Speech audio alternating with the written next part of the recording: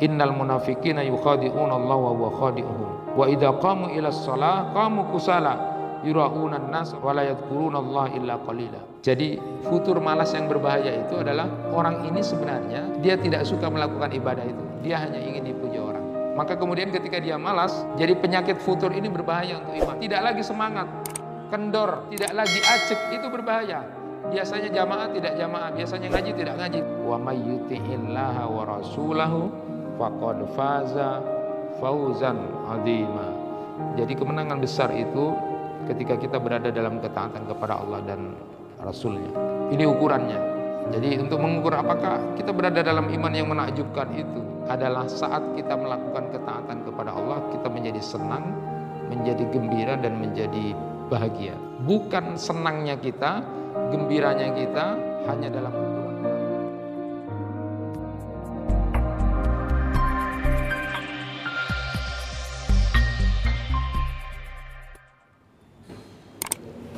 Bismillahirrahmanirrahim. Assalamualaikum warahmatullahi wabarakatuh. Alhamdulillahi rabbil alamin. Wa bihi nasta'inu ala umurid dunya waddin. Asyhadu an la ilaha illallah wahdahu la syarikalah. Wa asyhadu anna Muhammadan abduhu wa rasuluh.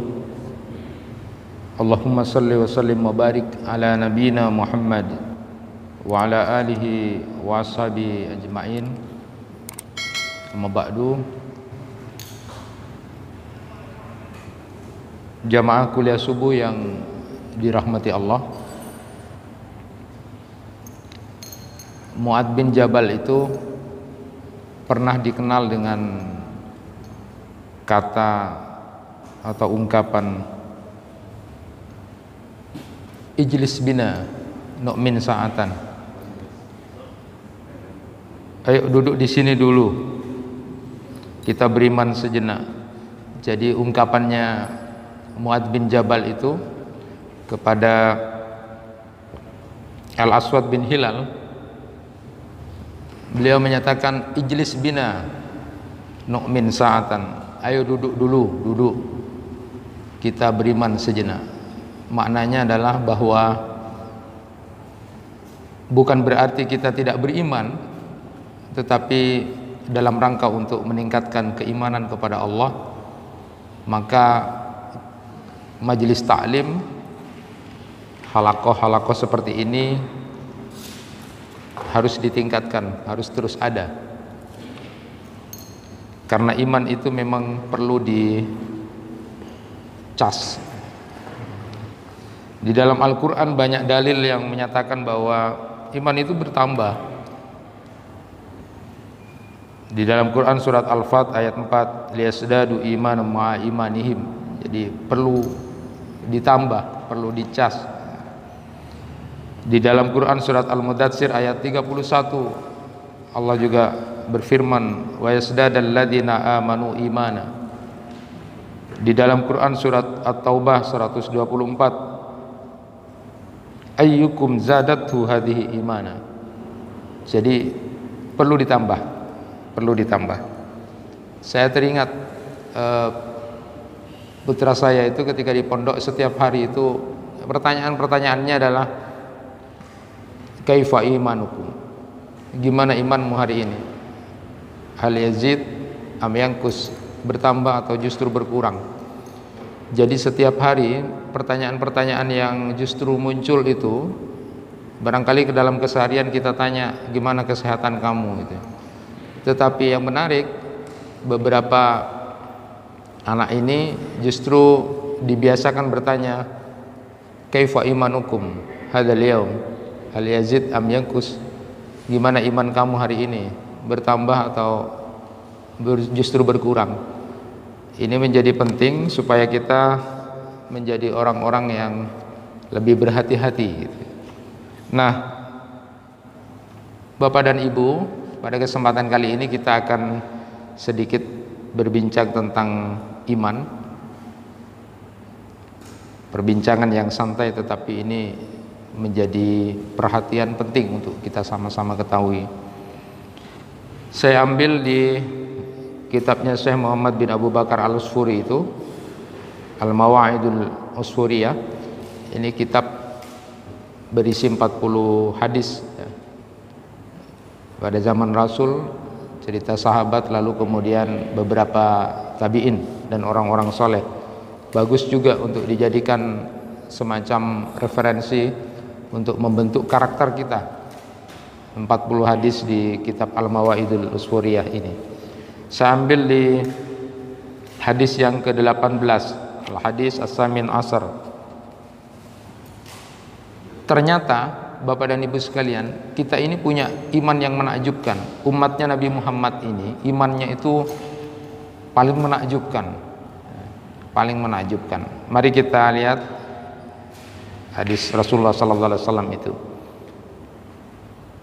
An Ibnu Abbas radhiyallahu taala anhuma anna Rasulullah sallallahu alaihi wasallam qala hal alimtum man a'jabul khalqi imana. Dari Ibnu Abbas radhiyallahu anhuma bahwa Rasulullah sallallahu alaihi wasallam bersabda, tahukah kalian siapa yang imannya paling menakjubkan? Faqalu, lalu kemudian para sahabat menjawab, imanul malaikah ya Rasulullah, imannya malaikat ya Rasulullah. Faqal, lalu kemudian Rasulullah sallallahu alaihi wasallam bertanya, wa kaifa la tu'min al malaika wa hum yu'ayinuna al amr. Bagaimana kemudian tidak disebut atau kemudian imannya para malaikat itu tidak tinggi? Bukankah kemudian para malaikat itu mendengarkan langsung apa yang menjadi perintah-perintah Allah? Qalu, lalu kemudian para sahabat menyatakan kembali, an-nabiyuna ya Rasulullah. Kalau begitu imannya para nabi ya Rasul. Lalu kemudian Rasulullah sallallahu alaihi wasallam menjawab lagi, wa kaifa la yu'minun nabiyyun warruhu yanzilu alaihim bil amri minas sama. Bagaimana kemudian tidak bagus imannya para nabi itu, sedangkan malaikat Jibril membawa perintah-perintah Allah itu dari langit. Qalu, lalu kemudian para sahabat menyatakan lagi, ashabuk ya Rasulullah, kalau begitu sahabat-sahabatmu ya Rasul. Faqal, wa kaifa la yu'minu ashabi wa hum yarawnal mu'jizat minni wa ana unabbi'uhum bima unzila alayya. Kata Rasulullah sallallahu alaihi wasallam, bagaimana sahabat-sahabatku itu tidak bagus imannya, mereka itu melihat mukjizat-mukjizatku, lalu kemudian aku juga, kata Rasulullah, menyampaikan apa yang diturunkan oleh Allah kepadaku, dan mereka mendengar langsung. Kemudian Rasulullah sallallahu alaihi wasallam menyatakan, walakinna a'jaban nas imana qaum yaji'una min ba'di yu'minuna bi walam yarawni wa yusaddiquna fa ulaika ikhwani. Orang yang imannya menakjubkan itu, kata Rasulullah sallallahu alaihi wasallam, adalah orang yang datang sesudahku, dia beriman kepadaku padahal tidak melihat aku, wa yusaddiquni, dan membenarkan aku padahal dia juga tidak tahu tentang aku, faulaika ikhwani, dan mereka itulah saudara-saudaraku, kata Rasulullah sallallahu alaihi wasallam. Bapak dan Ibu, dari hadis ini kita bisa mengambil pelajaran bahwa ternyata kita ini imannya menakjubkan. Begitu kata Rasulullah sallallahu alaihi wasallam. Kalau para malaikat wajarlah gitu, wajarlah imannya itu kemudian tinggi karena sudah bersama dengan Allah, mendengarkan langsung apa yang menjadi perintah-perintah Allah. Para nabi juga begitu, tentu akan beriman karena sudah langsung mendengarkan apa yang menjadi perintah-perintah Allah. Sahabat-sahabat Rasulullah juga begitu karena sudah melihat Rasulullah dan melihat mukjizatnya. Lalu yang menakjubkan dan hebat itu imannya bisa jadi, mudah-mudahan iman yang menakjubkan itu adalah umatnya Nabi Muhammad yang tidak melihat Rasulullah, tetapi kemudian membenarkan, menjalankan apa yang kemudian disampaikan oleh Rasulullah SAW, dan itulah iman yang menakjubkan, dan kita disebut sebagai saudara-saudaranya Rasulullah. Maka jangan sampai kemudian kesempatan ini kita biarkan. Nah, di kitab itu kemudian diceritakan tentang contoh para sahabat yang kemudian menjadi imannya kuat karena melihat apa yang menjadi mukjizat Rasulullah sallallahu alaihi wasallam. Diceritakan di situ pada suatu saat kumpul di rumahnya Abu Jahal, orang-orang kafir itu kumpul di rumahnya Abu Jahal, lalu kemudian ada ide dari Tariq As-Saidalani itu. Dia menyatakan untuk membunuh Muhammad itu gampang katanya. Untuk membunuh Muhammad itu gampang. Nanti biasanya Muhammad itu duduk di dekat Ka'bah itu, bersandar di dekat Ka'bah kalau sudah sholat. Maka jatuhkan saja batu besar, jatuhkan batu besar untuk kemudian membunuh Muhammad itu. Lalu ide itu disambut oleh Syihab, ya. Biar saya yang mengeksekusi gitu. Biar saya yang mengeksekusi. Persis seperti rencananya ketika Nabi Muhammad SAW suatu saat bersandar di Ka'bah itu. Lalu Syihab datang bawa batu besar di atas Ka'bah itu. Lalu dijatuhkan. Jadi menurut perkiraan itu sudah mati itu sudah. Jadi Nabi Muhammad itu mati kena batu besar itu. Tapi qadar Allah kemudian belum sampai batu besar itu kepada Rasulullah SAW.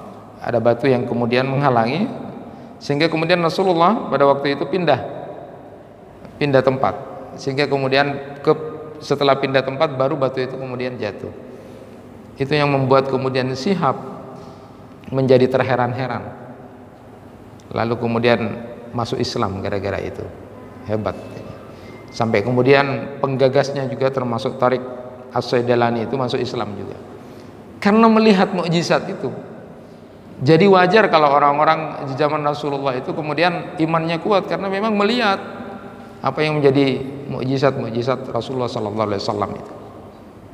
Kita memahami misalnya, Bapak dan Ibu bisa baca kitabnya Syekh Mustafa Murad itu, menulis Mi'ah Mukjizat min Mukjizatir Rasul. Ada 101 mukjizat Rasulullah SAW. Jadi kalau baca itu luar biasa. Memang bisa lihat bagaimana keluarnya air dari jari jemari Rasulullah SAW pada saat kira-kira waktu mau salat asar itu. Ada dalam satu riwayat itu 80 orang, jadi sudah tidak ada air gitu kan, kehabisan air.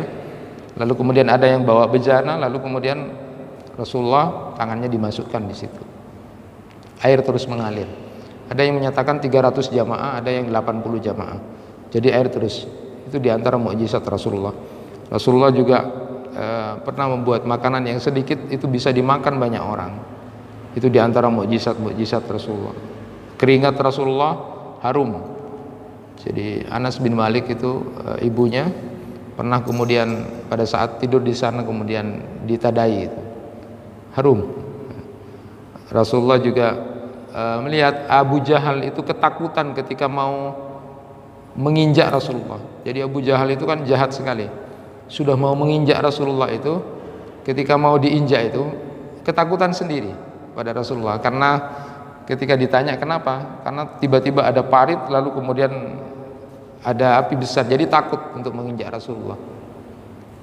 Rasulullah juga di situ disebutkan di antara mukjizat 101 mukjizat Rasulullah SAW itu tidak kelihatan pada istrinya Abu Lahab. Ketika istri Abu Lahab itu mendengar kabar bahwa turun ayat yang menyatakan kejelekan kamu gitu, istrinya Abu Lahab, tabbat yada abi labi wa tab, itu ngamuk itu istrinya, cari gitu. Padahal Nabi Muhammad bersama Abu Bakar di masjid. Terus Abu Bakar, ya Rasul ada istrinya Abu Lahab itu, ngamuk-ngamuk gitu kan biasa. Tapi Rasulullah tidak kelihatan, padahal di sampingnya Abu Bakar. Itu banyak sekali mukjizat Rasulullah disebutkan di situ. Bagaimana juga pohon kurma yang menangis ketika kehilangan Rasulullah SAW atau kemudian tidak lagi disandari oleh Rasulullah.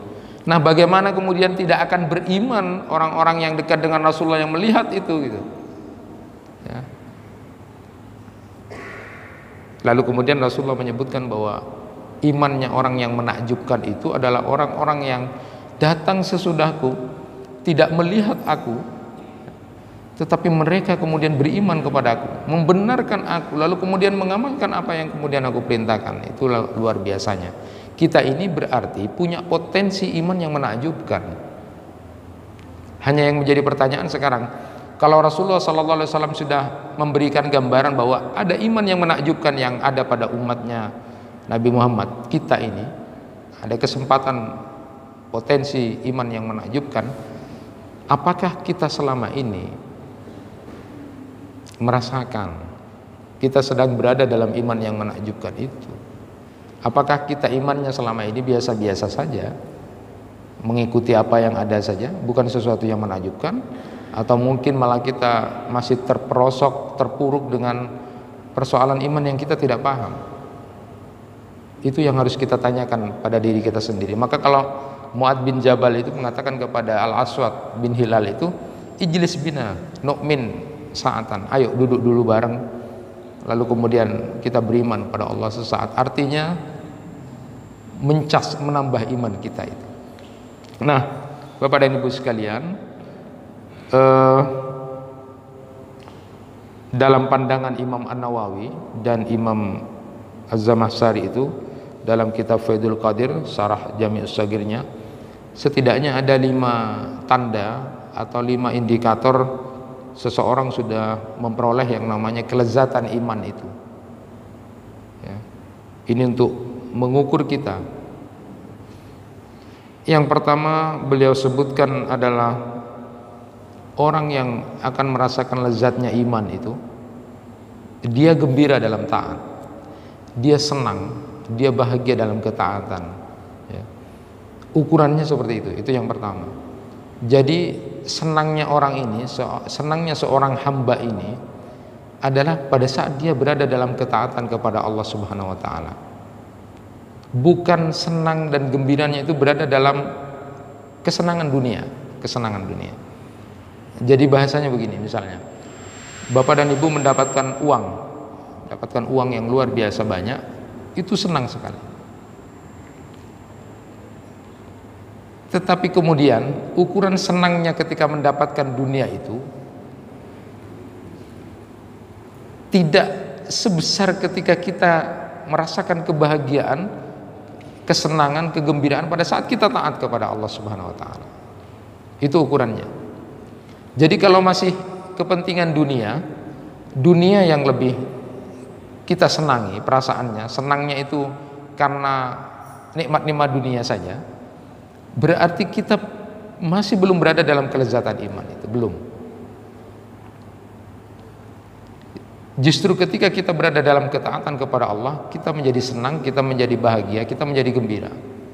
Itu ukurannya pertama. Orang yang punya iman yang menakjubkan itu. Allah Subhanahu wa taala berfirman dalam Quran surat Thaha ayat 131, "Wala tamuddanna 'ainaik ila ma matta'na bihi azwajan minhum zahratal hayatid dunya inaftinahum fihi wa rizqu rabbika khairu wa abqa." Dan janganlah kamu terpesona oleh kesenangan-kesenangan yang telah kami berikan pada golongan kafir pecinta dunia. Kesenangan dunia sebagai bunga kehidupan kami jadikan sebagai ujian, kata Allah, dan karunia Tuhanmu lebih baik dan lebih kekal. Itu dalam Quran surat Thaha ayat 131.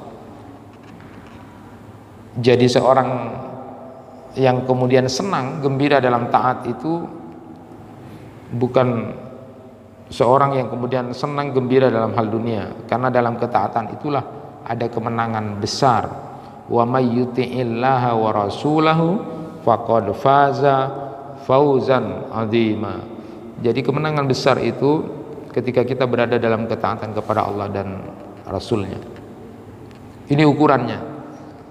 Jadi untuk mengukur apakah kita berada dalam iman yang menakjubkan itu adalah saat kita melakukan ketaatan kepada Allah, kita menjadi senang, menjadi gembira, dan menjadi bahagia. Bukan senangnya kita, gembiranya kita hanya dalam ukuran-ukuran kenikmatan dunia saja. Yang kedua, tandanya atau indikator bahwa kita berada dalam iman yang menakjubkan itu adalah kita tekun dalam beribadah. Jadi ketika melaksanakan ibadah itu tekun. Ada kelezatan yang luar biasa. Tidak hanya kemudian kita menjadi orang yang gembira dan senang melakukan ketaatan kepada Allah, tetapi saat melaksanakan ketaatan kepada Allah itu berada dalam kesungguhan, ketekunan. Jadi seringkali misalnya kita lihat ada orang beribadah itu dihinggapi sifat jenuh, capek, lelah gitu, berat gitu. Padahal orang yang beribadah ini butuh yang namanya kesabaran dan kehusuan. Wasta'inu bis-sabri was-shalah wa innaha lakabiratun illa 'alal khashiin. Itu dalam Quran surat Al-Baqarah 45. Maka untuk terus merasakan nikmat dalam beribadah itu harus terus mengikrarkan iman itu. Harus terus mengikrarkan iman. Maka kalau Mu'adz bin Jabal terkenal dengan kalimat ungkapan ijlis bina nu'min sa'atan. Ayo Dudban, harus diikrarkan terus. Rasulullah sallallahu alaihi wasallam bersabda, "Daka ta'mal iman man radiya billahi rabba wa bil islami dina wa bi Muhammadin rasula." Pasti merasakan hidangan iman orang yang dalam dirinya ridho dengan Allah, lalu kemudian Islam sebagai agamanya dan Muhammad sebagai rasulnya. Kalau Rasulullah menyatakan waju'ilat qurratu aini fis shalah, dan dijadikan penyejuk mataku itu ada dalam sholat. Nah, kenikmatan beribadah, tekun dalam beribadah. Saya ingin sampaikan sekedar tambahan. Kalau Imam Ahmad bin Harb itu menyatakan, saya 50 tahun beribadah kepada Allah tapi belum merasakan nikmatnya beribadah. Halawatul ibadah itu belum merasakan nikmatnya beribadah, kata Imam Ahmad bin Harb gitu. Saya 50 tahun beribadah tetapi saya tidak merasakan halawatul ibadah, tidak merasakan nikmatnya, manisnya beribadah itu sebelum saya meninggalkan 3 hal, kata beliau. Ini ceritanya Imam Ahmad bin Harb. Yang pertama adalah meninggalkan keridhaan manusia itu. Artinya sebelum saya meninggalkan keridhaan manusia itu artinya saya, apa yang saya lakukan masih tergantung kepada orang. Katanya Ibnu Qudamah dalam Minhajul Qasidin itu, banyak orang jatuh itu, banyak orang binasa karena setiap harinya yang dipikir oleh dia itu adalah bagaimana dapat pujian-pujian orang, dan dia paling tidak senang kalau dicela orang. Nah, kalau orang yang hidupnya selalu tergantung kepada pujian-pujian orang, lalu takut kepada celaan-celaan manusia, maka itu akan binasa, kata Ibnu Qudamah dalam Minhajul Qasidin. Dan sekarang ini banyak orang yang kemudian hanya tergantung kepada itu. Maka kata Imam Ahmad bin Harb itu, saya belum merasakan nikmatnya beribadah itu sebelum saya meninggalkan 3 hal itu. Yang pertama adalah saya tinggalkan yang namanya cari-cari muka kepada orang. Selama saya masih tergantung hidupnya kepada pujian-pujian atau cari muka kepada manusia, maka hidup saya tidak akan benar dalam berkata itu. Saya baru mengatakan hal yang benar, yang baik, tidak tergantung kepada apapun ketika saya sudah kemudian meninggalkan yang namanya keinginan untuk dapat pujian-pujian orang atau takut kepada celaan. Sekali lagi, orang yang kemudian punya kekuatan untuk berbicara adalah ketika di dalam hidupnya itu tidak pernah lagi ngurus tentang dipuji kayak dicela kayak, bagi dia yang penting adalah sebuah kebenaran dan dia dijalankan dengan kebaikan, dia lakukan itu. Baru saya merasakan nikmatnya beribadah, katanya Imam Ahmad bin Harb itu. Yang kedua adalah sebelum saya meninggalkan teman-teman yang fasik. Jadi kalau kira-kira teman yang tidak bisa membawa kepada kebaikan, ya saya tinggalkan. Dalam artian bahwa dia tidak terpengaruh dan kemudian membuang-buang waktunya untuk kemudian bersama dengan orang-orang yang tidak akan membuat dirinya tambah imannya itu. Dan yang ketiga, sebelum saya kemudian tergantung kepada kenikmatan dunia dan tidak merasakan kenikmatan akhirat. Kalau pada saat 3 hal itu sudah saya tinggalkan, kata Imam Ahmad bin Harb, barulah kemudian saya merasakan halawatul ibadah, nikmat sekali dalam beribadah itu.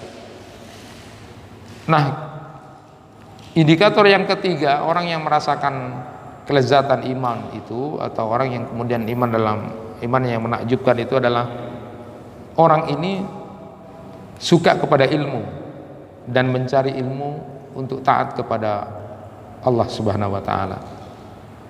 Jadi orang yang memperoleh lezatnya iman itu, dia haus terhadap ilmu, dia suka untuk memperoleh ilmu itu karena dia ingin selalu taat kepada Allah. Jadi dengan ilmu itu dia semakin ingin menambah ketaatan kepada Allah. Inilah orang-orang yang imannya menakjubkan. Jadi banyak orang yang suka duduk di majelis, ada ilmu pengetahuan, dia duduk di situ karena dia ingin semakin taat kepada Allah Subhanahu wa taala. Tetapi tentu dengan catatan bahwa ilmu-ilmu yang dipahami itu adalah ilmu-ilmu yang akan membawa dia ke dalam ketaatan kepada Allah Subhanahu wa taala. Bukan hanya sekedar pamer-pamer ilmu, tetapi ilmu yang dia dapati itu akan semakin membuat dia semakin taat kepada Allah Subhanahu wa taala. Abu Darda radhiyallahu anhu itu pernah mengatakan begini, yang paling aku takutkan, kata Abu Darda itu, yang paling aku takutkan adalah pada saat nanti dihisab di pengadilan Allah, lalu kemudian Allah bertanya kepadaku, kamu sudah tahu ilmunya, lalu apa yang kamu amalkan dengan ilmu itu? Itulah yang aku paling takutkan, katanya Abu Darda. Ketika nanti di pengadilan Allah itu, lalu aku ditanya oleh Allah, kamu sudah tahu ilmunya tentang itu, apa yang sudah kamu amalkan dengan apa yang sudah kamu ilmui itu? Di dalam hadis disebutkan nanti manusia tidak akan bergerak kakinya itu kecuali ditanya yang 4 hal itu. Salah satu diantaranya adalah ilmu. Bapak dan ibu jamaah sekalian ini alhamdulillah sering mengikuti kajian-kajian, sudah tahu ilmunya. Lalu apa yang kamu amalkan dengan ilmu yang sudah kamu pahami itu? Itulah yang aku takutkan, katanya Abu Darda, nanti pada saat di yaumil hisab, pada saat Allah bertanya kepada aku tentang itu. Maka tentu ciri orang yang punya iman yang menakjubkan itu adalah orang yang suka kepada ilmu, dia cari ilmu, dia ingin dengarkan, dia ingin menambah keimanannya kepada Allah, tetapi keinginan utamanya itu dengan ilmu itu dia ingin semakin taat kepada Allah Subhanahu wa taala. Di dalam Quran surat Al-Isra ayat 107 disebutkan, innal ladzina utul ilma min qabli idza yutla alaihim yaqirruna lil adqani sujada. Sesungguhnya orang-orang yang telah diberi pengetahuan sebelumnya, apabila dibacakan Al-Quran kepada mereka, mereka menyungkur sambil bersujud. Nabi SAW bersabda juga, may yuridillahu bihi khaira yufaqihu fiddin. Siapa yang kemudian Allah berkehendak orang itu mendapatkan kebaikan dalam hidupnya, dia akan dipahamkan tentang agama itu. Jadi dipahamkan. Orang-orang yang kemudian nanti akan mendapatkan kebaikan, dia difakihkan tentang agama. Bapak dan ibu mungkin sudah paham dan melihat itu. Beda antara orang-orang yang kemudian paham agama dengan yang tidak. Maka kalau di dalam agama anjuran pun sampai kemudian orang menikah pun, kalau bisa dilihat agamanya, dilihat akhlaknya.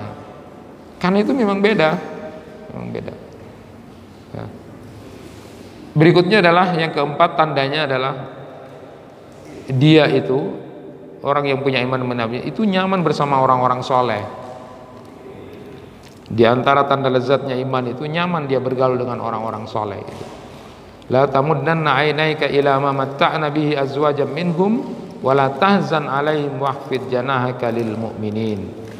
Jangan sekali-kali kamu terpesona kepada kenikmatan dunia yang telah kami berikan kepada beberapa golongan orang-orang kafir pecinta dunia itu, dan janganlah kamu bersedih hati terhadap mereka, dan berendah dirilah kamu terhadap orang-orang yang beriman.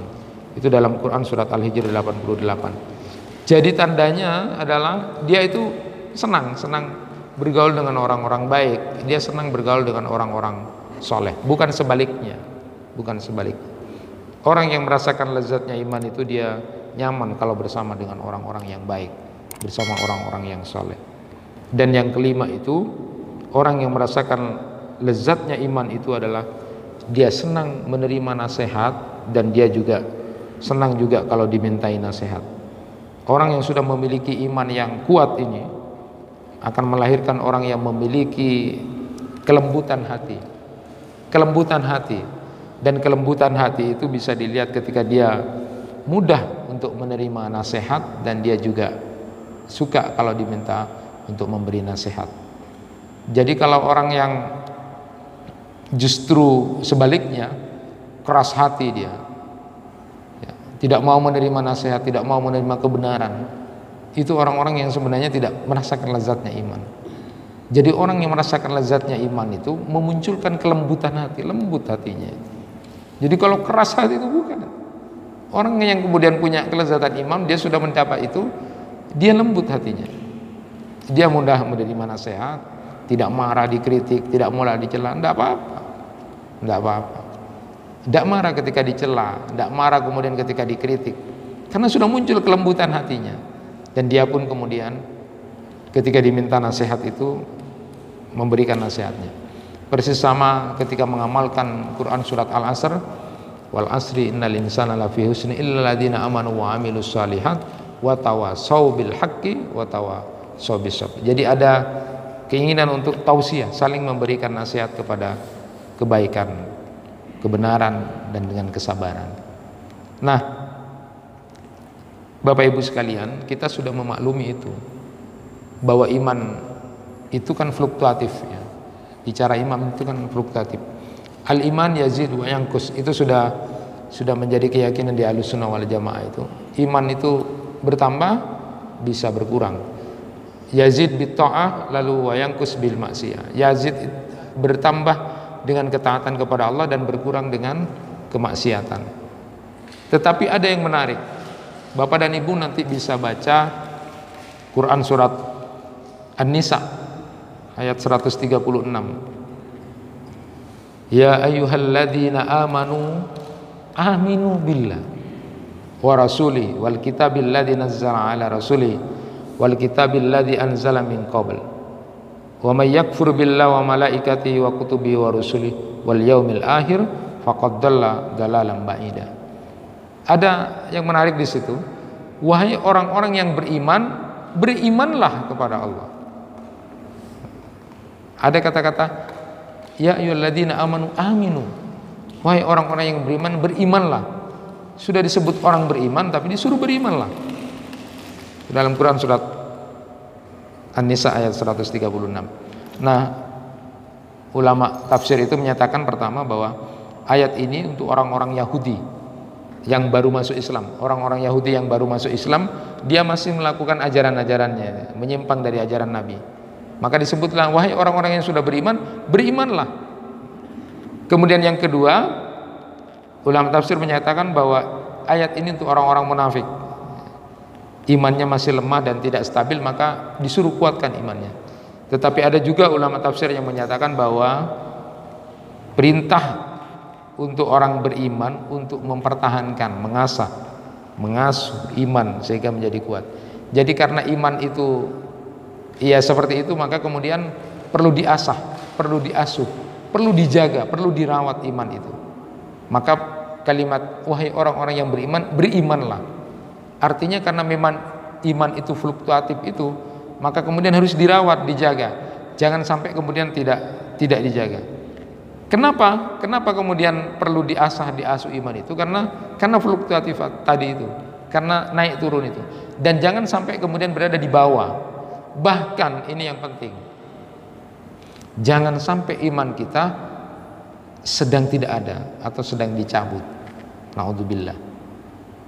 Apakah ada orang yang posisinya iman itu sedang dicabut? Iya, sudah pernah saya sampaikan juga pada kesempatan yang lalu, iman itu tercabut atau pisah dari kita itu saat melakukan atau berada dalam posisi melakukan 4 dosa ini.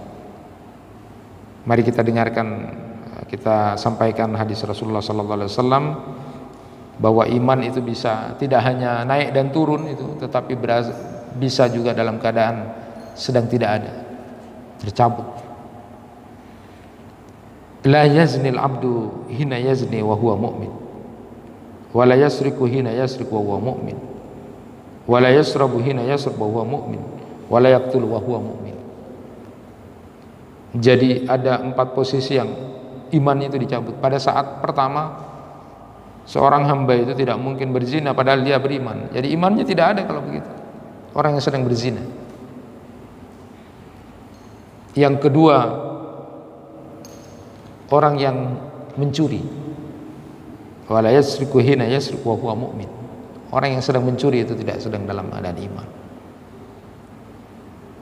Maka saya sempat menyampaikan itu pada murid-murid saya, hati-hati, jangan pada posisi yang 4 itu. Ada kasus orang yang mencuri lalu kemudian ketahuan digebukin pas mati. Ma'udzubillah. Pada saat iman tidak ada. Yang ketiga, pada saat minum minuman keras, itu sedang tidak ada iman. Orang beriman tidak begitu. Minum minuman keras lalu teler sudah, apalagi sampai mati. Dan yang keempat adalah pada saat membunuh. Memang para ulama itu berbeda di dalam memahami hadis ini, hadirin. Apakah yang dimaknai itu kemudian menghilangkan keimanan seseorang ketika melakukan 4 hal ini? Imam An-Nawawi itu menyatakan begini, bahwa para ulama itu berselisih tentang makna hadis ini. Secara umum maknanya adalah maksiat yang 4 itu, berzina, lalu mencuri, lalu minum minuman keras, lalu membunuh. 4 maksiat itu atau 4 dosa itu tidak akan dilakukan oleh orang yang memiliki kadar keimanan yang sempurna. Oleh karenanya peniadaan iman di situ, artinya iman sedang tidak ada atau dicabut, itu maknanya adalah bukan mengatakan dia sudah keluar imannya, bukan, tetapi kesempurnaan imannya sudah tidak ada. Karena orang yang punya kesempurnaan iman yang kuat tidak akan melakukan 4 dosa itu. Tidak melakukan perzinahan, tidak melakukan pencurian, tidak melakukan minum-minuman keras, dan tidak melakukan pembunuhan. Orang yang memiliki kadar iman yang kuat tidak akan melakukan itu. Jadi yang dimaksud imannya tercabut itu tidak ada, itu adalah bahwa peniadaan itu artinya orang yang punya kesempurnaan iman itu tidak akan melakukan itu. Peniadaan terhadap kesempurnaan imannya, bukan imannya sendiri. Itu kata Imam An-Nawawi. Berdasarkan ada juga hadis-hadis Rasulullah yang menyatakan, misalnya la yu'minu ahadukum hatta yuhibba li akhihi kama yuhibbu li nafsi. Tidak dikatakan beriman kalau orang itu belum mencintai saudaranya seperti dia mencintai dirinya. Jadi bapak-bapak atau ibu-ibu mungkin bisa kemudian berpikir, selama ini saya mencintai saudara saya sama enggak seperti saudara saya, seperti mencintai diri kita? Hampir rata-rata tidak maksimal. Tidak mungkin bapak mikir seperti mikir orang itu seperti mikir kita sendiri, itu hampir banyak yang tidak segitunya gitu. Nah, kalau kemudian la yu'minu belum dikatakan beriman, ya tidak ada yang beriman. Itu artinya memang kesempurnaan. La yu'minu ahadukum hatta akuna habba ilaihi min walidi wa walidi wan nasi ajmain. Belum dikatakan sempurna imannya gitu. Kalau belum mencintai aku, kata Rasulullah, jauh lebih cintanya daripada kepada anaknya, kepada orang tuanya, dan siapapun. Kita ini bisa mengukur seberapa cintanya kepada Rasulullah. Sampaikah sejauh itu? Lebih kita cintai daripada anak kita, orang tua kita? Yang memang harusnya begitu iman itu. Tetapi kemudian bukan meniadakan iman, tapi kesempurnaannya tidak ada. Imam At-Tabari yang kedua berpendapat bahwa makna hadis itu bahwa itu dicabut gelar pujian kepada orang yang beriman itu sebagai kekasih Allah. Dicabut gelarnya sudah. Kalau sudah melakukan 4 itu, dicabut gelar pujian sebagai orang yang beriman atau kekasih Allah. Bahkan dia bisa jadi gelarnya menjadi orang fajir atau menjadi orang fasik. Alhamdulillah. Ibnu Abbas radhiyallahu anhuma menyatakan bahwa yang dimaksud tidak beriman di situ adalah dicabutnya cahaya iman. Dicabutnya cahaya iman dari pelaku 4 dosa ini. Tidak ada lagi aura cahaya imannya. Al-Muhallab itu menyatakan bahwa yang dimaksud itu adalah dicabutnya basiroh, mata hatinya ketaatan kepada Allah. Nah intinya hadirin, bahwa orang yang melakukan 4 dosa itu harus dijauhi, karena itu tidak bisa hanya merendahkan iman kita, tidak berada dalam rendah, tetapi bisa dalam keadaan tidak ada atau dicabut. Ya, hati-hati. Ini bicara iman tentang itu. Karena memang di dalam Al-Quran itu dijelaskan ada perbedaan yang jelas antara orang beriman dengan orang kafir, antara orang beriman dengan orang fasik, antara orang beriman dengan orang munafik. Misalnya, orang beriman itu tentu tidak sama dengan orang kafir, bertolak belakang dengan orang kafir. Di dalam Quran surat At-Taghabun ayat 27, "Huwallazi khalaqakum faminkum kafir wa minkum mu'min wallahu bima ta'maluna basir." Jadi beda antara orang mukmin jelas, orang kafir jelas. Orang mukmin juga berbeda dengan orang fasik. Dalam Quran As-Sajdah ayat 18, "Afaman kana mu'minan kaman kana fasika." Beda. Dan orang beriman juga tidak sama dengan orang munafik. Dalam Quran surat Al-Ankabut ayat 11, "Wa la ya'lamannallahu alladhina amanu wa la ya'lamal munafiqin." Jadi beda. Orang beriman dengan orang kafir, orang beriman dengan orang fasik, orang beriman dengan orang munafik itu beda. Nah, terakhir Bapak dan Ibu sekalian, ini menjadi perhatian buat kita. Tidak hanya sekedar kita takut atau kemudian memahami bahwa iman itu naik dan turun, naik dengan ketaatan dan turun dengan kemaksiatan, lalu kemudian harus kita jaga, lalu kemudian jangan sampai kita melakukan 4 hal yang bisa mencabut iman kita itu. Yang terpenting sekarang perlu mengilmui tentang iman itu sendiri.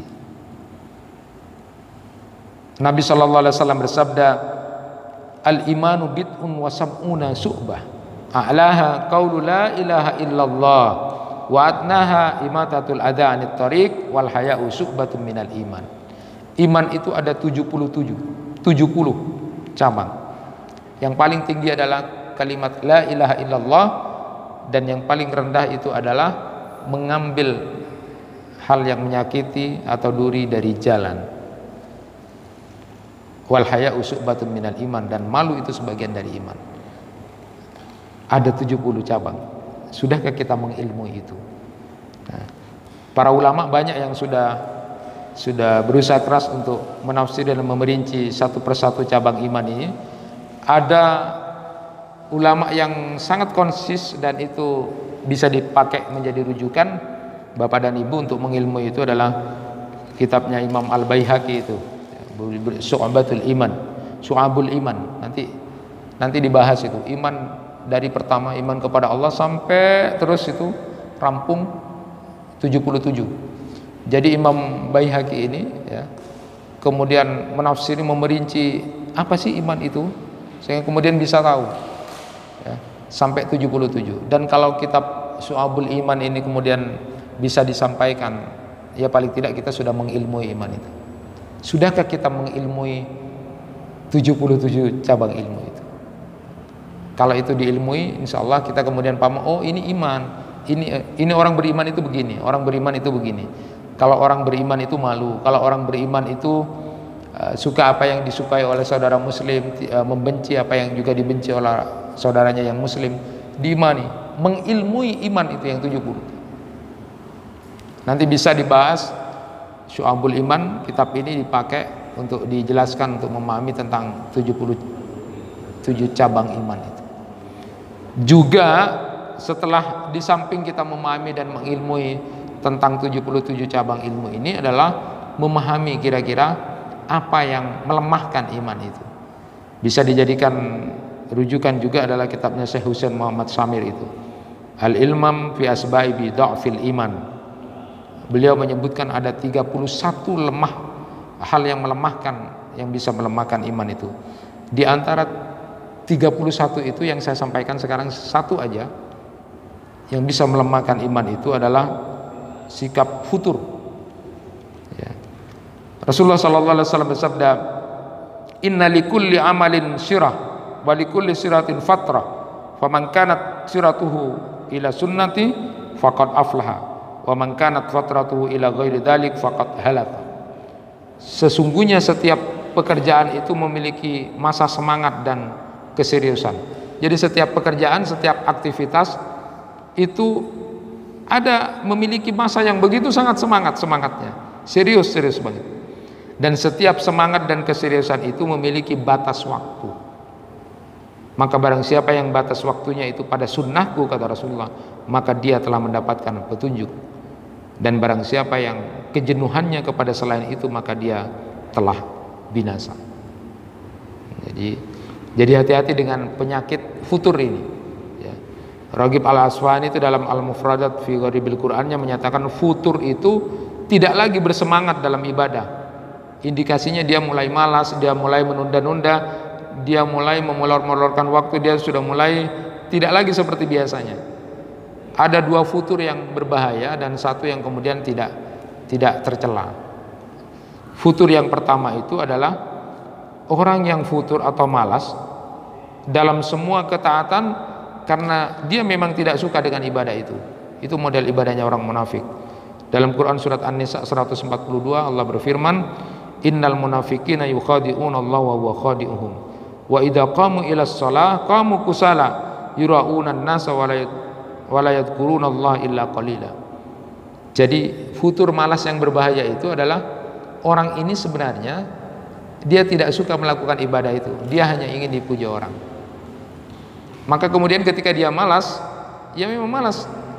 Jadi penyakit futur ini berbahaya untuk iman. Tidak lagi semangat, kendor, tidak lagi acek, itu berbahaya. Biasanya jamaah tidak jamaah, biasanya ngaji tidak ngaji kajian, itu kendor. Dan itu penyakit yang bisa melemahkan iman kita karena berada dalam posisi yang futur yang tercela, berbahaya. Karena hakikatnya sebenarnya dia tidak suka dengan ibadah-ibadah itu. Futur kedua yang tercela ini adalah dia malas, dia lagi tidak bersemangat. Sebagian ibadah sebenarnya dia senang dengan ibadah itu, tetapi suatu saat ketika dia luput kemudian tidak melakukan kembali dengan ibadahnya itu, dia tidak semangat lagi. Nah, ini mudah-mudahan kita terhindar karena ini dua futur yang berbahaya. Satu futur yang tidak tercela itu adalah pada waktu-waktu tertentu karena capek, karena sakit, karena lelah betul, maka kemudian dia tidak melakukan ibadah itu atau kemudian dia tidak seperti biasanya, maka itu tidak terjatuh dalam maksiat atau meninggalkan. Karena futur ini adalah futur yang kemudian dibolehkan. Seperti apa yang disampaikan oleh Rasulullah kepada Hanzalah tentang dirinya yang kemudian pada saat posisi baik dia bersama terus ingat pada Allah, tapi ketika sudah kembali ke rumah, kembali ngurus anak-anak, kembali dengarkan omongan istri, kembali dengan pekerjaan seolah-olah tidak lagi acek. Tapi kemudian Rasulullah menyatakan, kalau kamu berada dalam posisi yang terus baik itu, maka para malaikat akan menyalami kamu di tempat tidur kamu, di jalan-jalan, karena konsisnya kamu. Tetapi Rasulullah menyatakan saatan-saatan. Tapi ada waktu sejenak, laya-laya dikit, tiduran dikit, tidak harus kemudian terus bergerak. Ya orang capek itu layan dikit, lelah sedikit. Itu bukan futur yang kemudian tercela.